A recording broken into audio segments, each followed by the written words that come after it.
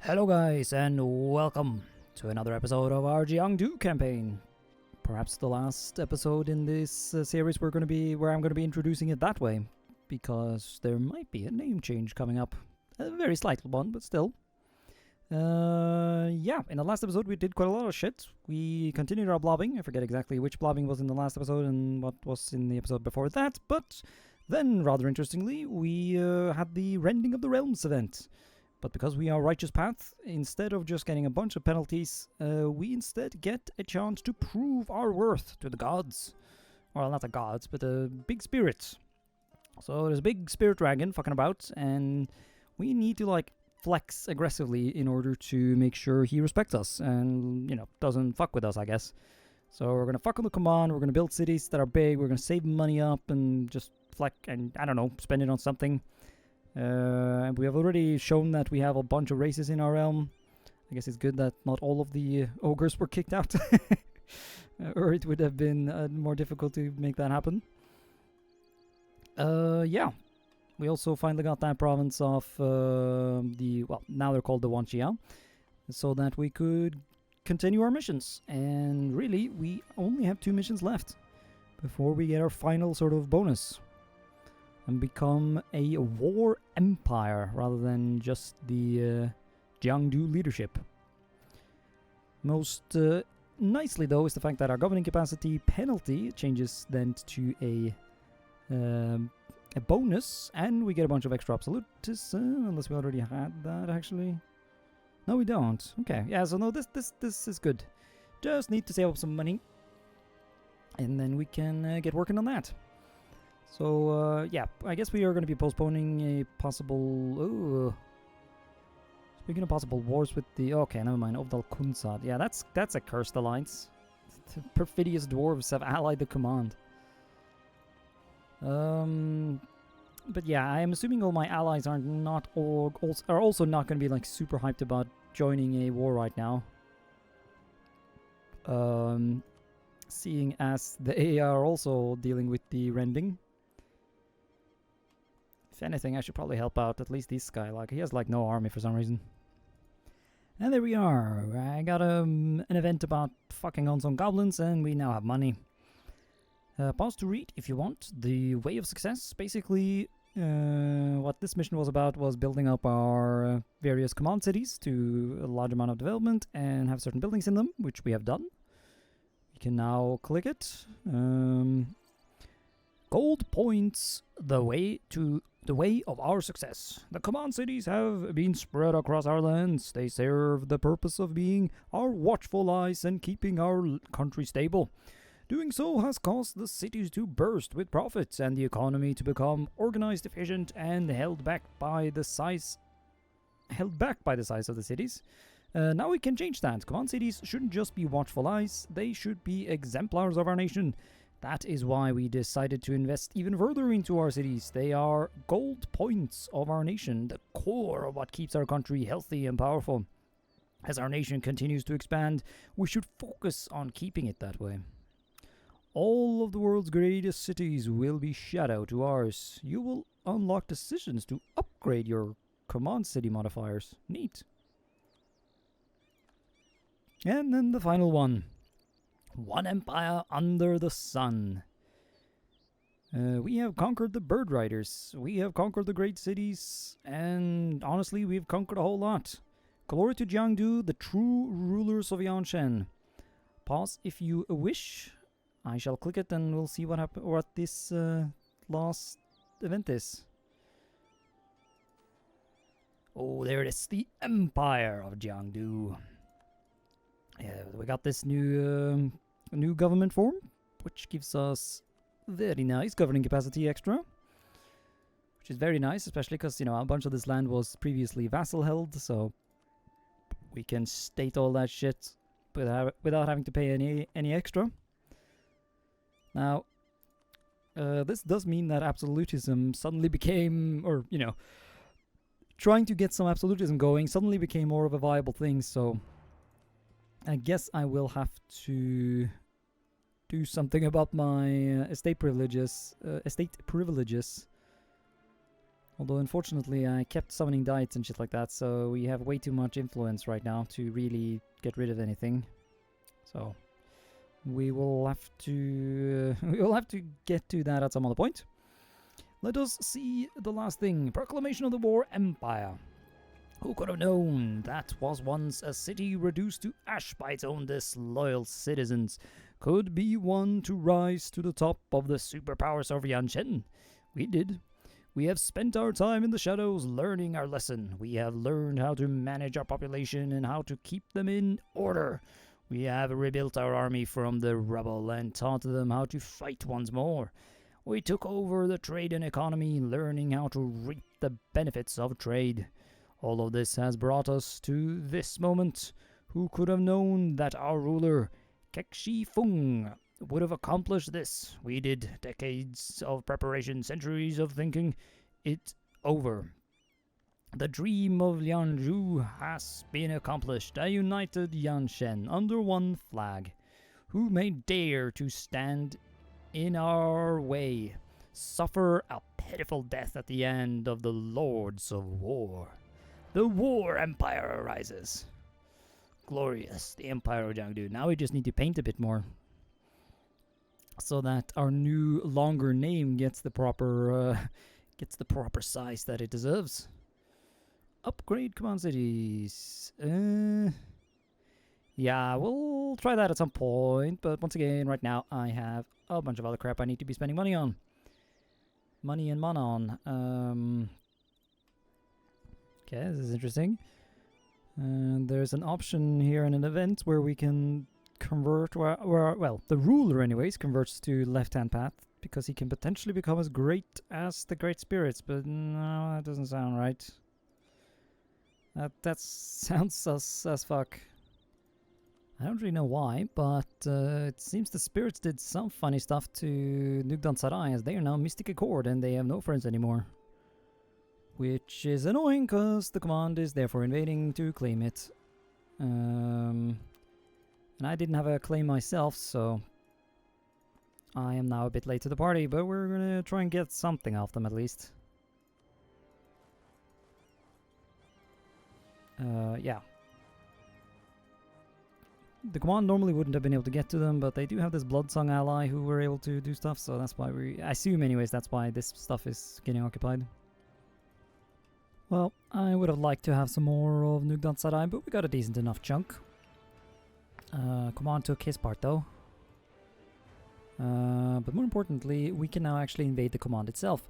And I did go fudge about a bit in the console and stuff like that to try and wrap my head around what exactly is going to happen with the the fact that we supposedly can complete this quest by having 100% war score against the command. And yeah, they do get dismantled, but the whole thing, I don't know if it bugged out a bit because I was fucking around in the console, but yeah, it dismantled in a very strange way.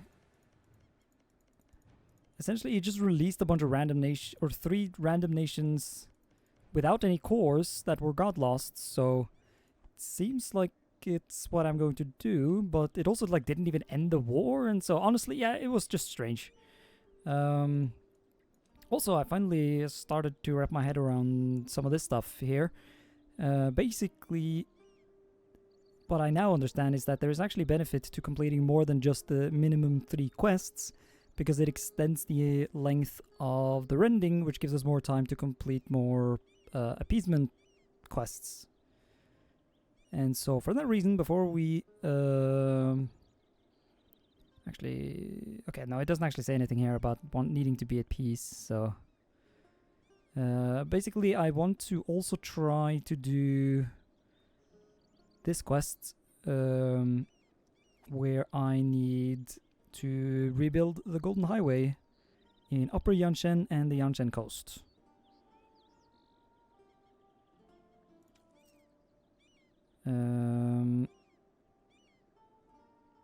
So yeah, I can't do that quite yet, but yeah, once I have 200 monies, I'll just take a loan or 2 and we'll start that too. I originally didn't want to do it because trying to keep track of which place is prosperous and which place isn't, like, it's, I don't know, it seems hard. But I might as well try it. Anyways, we can now declare war on the command. However, there are some other things to note. Buvari does not want to join. It took me a while to figure out why. But it's because he has access into the command for some reason. Although from what I read online, what should happen is I declare on them, and then the Buvaris should wake up and cancel their military access, and then I can then subsequently call them in. So that should work.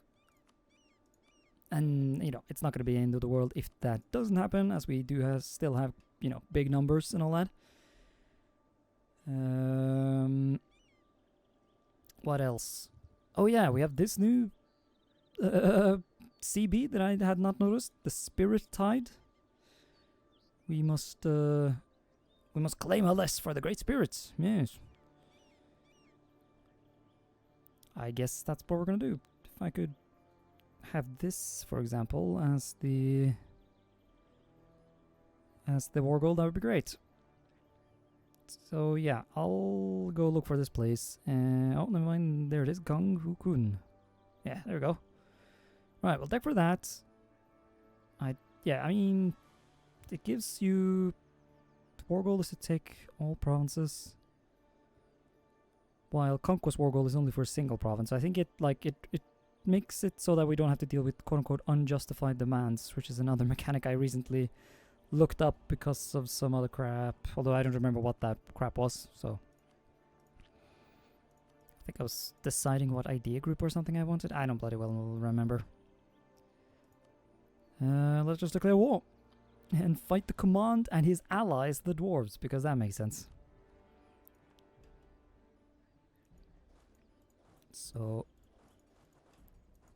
yeah, just charge in. Oh, and my game is lagging. So I'm hoping you would cancel that access of yours, or no? You want to stay out, do you?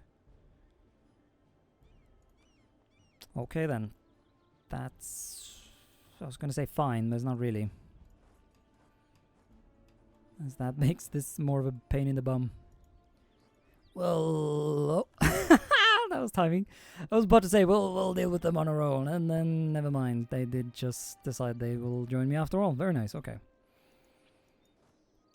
That does simplify things. Also, I forgot to mention, but in order to counter the dwarven threat, I allied Chain Grasper, although, yeah, he's not doing too hot. But I mean, he's serving his purpose. Because I think it's fair to say that our army has, like, officially gotten pretty good at this point. We are, like, actually fucking on them. I mean, sure, I definitely had the numbers there, but... I didn't get a wipe. Because, yeah, well, that was a bad example then, but I have actually been, like... Oh, because I didn't even have a general. Although, I guess one of my allies did, so never mind. Still, point is... we strong. Well, a flaw in the plan has arisen. We have occupied everything that the command has, except these two provinces, because they were taken by someone else in a different war, meaning we can't actually get to 100. So I guess we're just kind of stuck sitting here, hopefully until this guy pieces out, or until he does unconditional surrender. Whether or not that will happen, I do not know though. I think I've come up with a solution. We have to fabricate on this dude and then invade him so we can undo these sieges up here. In the meantime, as you can see, I've decided that we might as well do a quick little invasion of this guy down here since the truce was up. Unfortunately though, being at war with people means that I can't release the vassals I wanted to release to feed vassals that have course on 1 Chia, but I won't be able to take much from them in this war regardless, seeing as we are... I can't co-belligerent them because our truce with them specifically wasn't up. Alright, I managed to get the sieges I needed, so now you should be able to click the button in the quest. Yes, complete the commands. And then, yeah, that's what happened in my tests. That's strange, isn't it? Random ass nations pop up with... Okay, they weren't actually God Laws, they were Mystic Accords. Still, that's fine by me. But once again, it's strange that they're just like hanging out. Okay, they did actually... Well, some of them have some cores. I don't get it. And all of the southern shit just stays. It's all rather strange, yeah. And annoyingly, I guess I would want to piece out the command now. Yeah, that's sort of annoying. But yeah, I guess we'll also just want to prepare for war with these guys. Oh yeah, never mind, we just have automatic CB, that's nice. Come on, stupid sieges. Oh, nice, it actually popped. I would like to separate piece.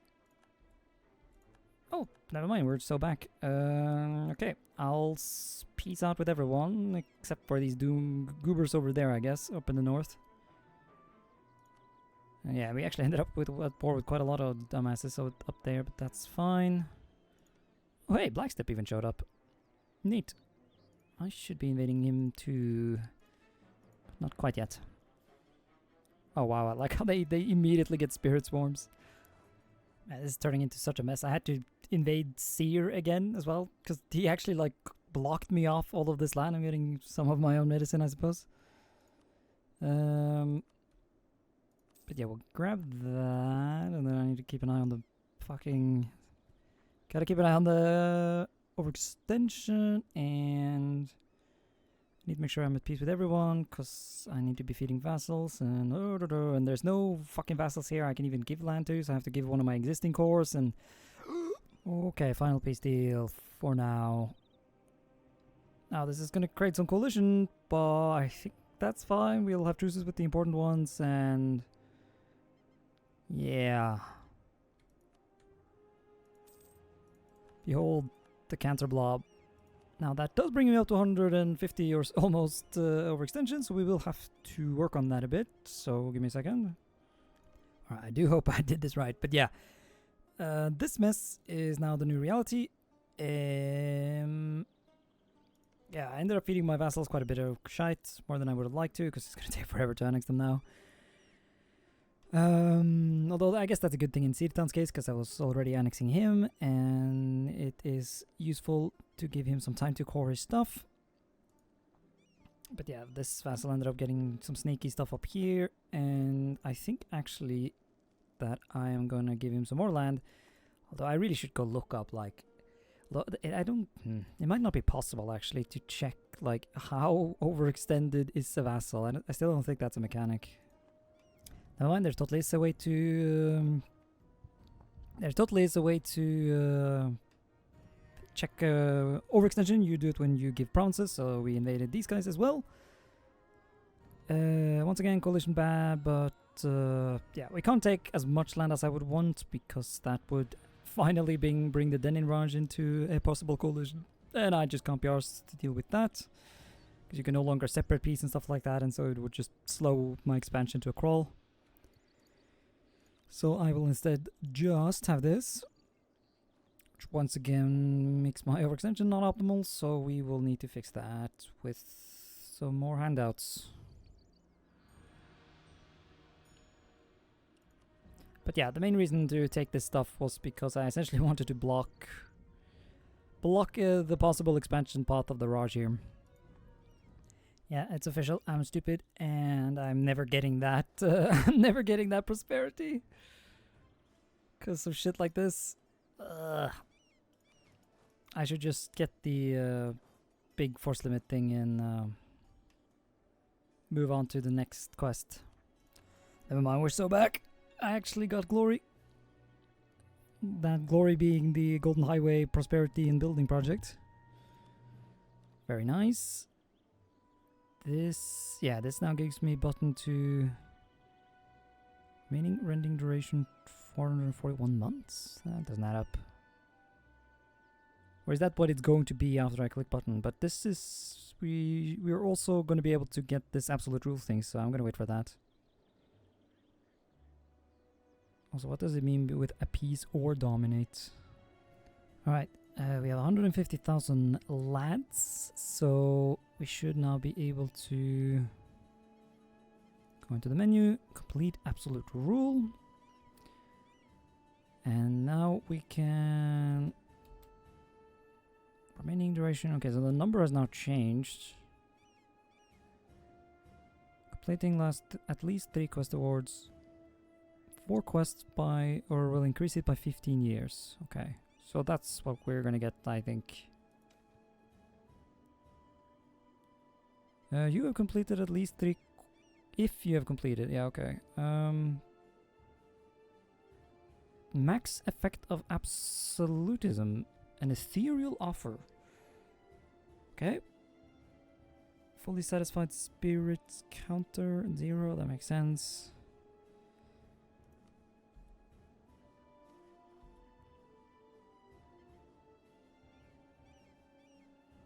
Oh, this event. So this would let us do or get spirit military. And while it's tempting, I want to do this at some point, but it just kind of clashes a bit with the gimmick of the nation. I feel like I want like super, you know, I want space marines. I want like super soldiers, not this garbage. It's especially that army professionalism -1 thing that's just hurting my brain. So no, there are lines we must not cross. Okay, so there was no button to there was no option between appease or dominate. It was just click button and get stuff. All right, who should we approach here? Okay, yeah, so there we go. So now the rending will last for another 617 months. So by doing that, we extended it, basically just causing a lot of pain for a bunch of other people, I guess. But although whether or not the AI actually suffers from that stuff, I do not know. I remember that penalty to legitimacy I had when I did this event chain as Moonhaven was kind of a pain, so... let us choose the next targets. Oh, wow, really? We can just sort of choose whoever?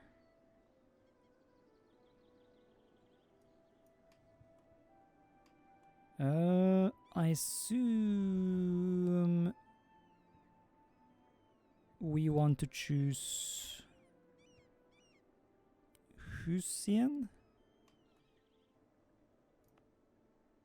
Try to like compare the map here to make sure we have all the lands needed. Yeah. We do own all his provinces, so that seems logical. We will choose Husian. The 4 lords! Right, pause to read if you desire, but... basically 4 different spirits, a dragon, a bird, a tiger, and a tortoise are fighting a civil war with like their own armies and shit, so all is unwell. We must, I don't know, do stuff. Husian, okay. All provinces in his domain. Yeah, I guess I'll look at this stuff off screen. Oh god, more development crap. Well, own all provinces in his domain, we can at least do that. So, complete, dominate the lesser spirit. Also, I only see 4 quests here. The 4th quest will be unlocked after completing the first 3. Oh, maybe does this work different?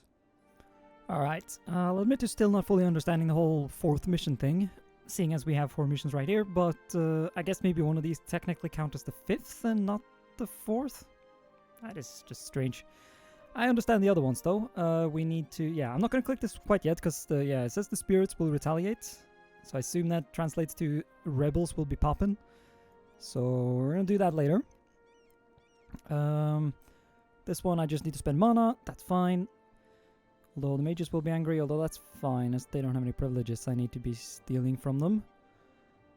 This one is a bit sadder. I need to own all of Hussein... Saddam Hussein... no. Hussein's domain, which I do, but I also need to own this random island, which means I guess it's time for the alliance with Dengun to finally come to an end. I mean, that's fine actually, as I did make this new vassal to try and handle my overextension in that command war. And he does have a bunch of cores on Dengun. And more importantly, those cores are about to go away. And so we should probably be turning on this guy regardless. As the command really has shat to bed at this point, and so there isn't really anything I need this guy for anymore. And I could do with the extra diplomatic relations slot so that I don't have to constantly do the spell to give me an extra slot. Because I'm in debt and it's not great. And I just... Well, actually, right now we're making money. Which is why I don't want to do the rebel thing, because I can't afford to pay my army. But yeah, let's... scroll. What could I possibly use my favors for before we... I mean, 15...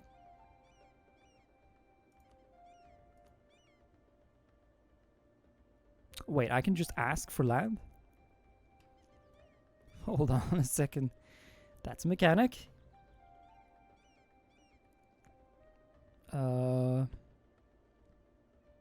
saying this is not a... No, that's a core.